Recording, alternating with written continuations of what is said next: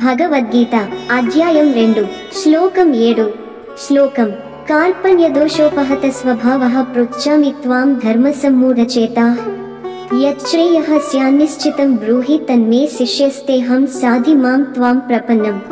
2.7 అనువాదం. కార్పణ్యదోషం వల్ల నా స్వభావం తలకిందులైపోయింది. ధర్మ విషయంలో నేను పూర్తిగా అయోమయంలో ఉన్నాను. నాకు శ్రేయస్కరమైనదేమిటో నిశ్చయంగా చెప్పు. నీవు నా గురువు, నేనిప్పుడు నీ శిష్యుడిని అయ్యాను. నీ శరణు పొందాను, దయచేసి నన్ను బోధించు. భావార్థం: ఈ శ్లోకం అర్జునుని పునరుత్థానానికి ప్రబలమైన దశ.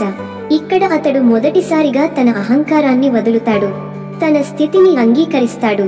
తాను అసమర్థుడని, అయోమయంలో ఉన్నాడని, తనకు మార్గదర్శనం కావాలనేది బలంగా అంటాడు. ఇక్కడి అర్జునుడు క్షత్రియుడి స్థితి నుండి శిష్యుడి స్థితికి మారతాడు. ఈ మార్పే భగవద్గీత ఆధ్యాత్మిక పాఠాలకు కేంద్ర బిందువవుతుంది. తాత్విక విశ్లేషణ: ఈ శ్లోకం మన జీవితాల్లో అత్యంత కీలకమైన ఒక ఆంతరిక మలుపును సూచిస్తుంది. నన్ను నేనెరిగానో లేదో, మనము అర్జునులానే ఏదో ఒక దశలో భయం, అయోమయం, బాధలతో మునిగిపోతాం.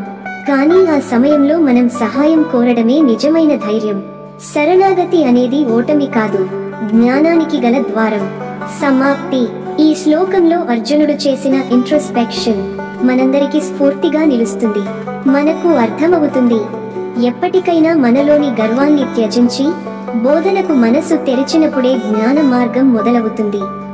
ఇలాంటి ప్రతి ఒక్క భావనను మన గుండెల్లో నిలుపుకుంటూ భగవద్గీతను మన జీవితంలో కూడా అన్వయించుకుందాం. సబ్స్క్రైబ్ చేయండి, లైక్ చేయండి, మీ అభిప్రాయాన్ని కామెంట్ రూపంలో తెలియజేయండి. ధన్యవాదములు. జై శ్రీకృష్ణ.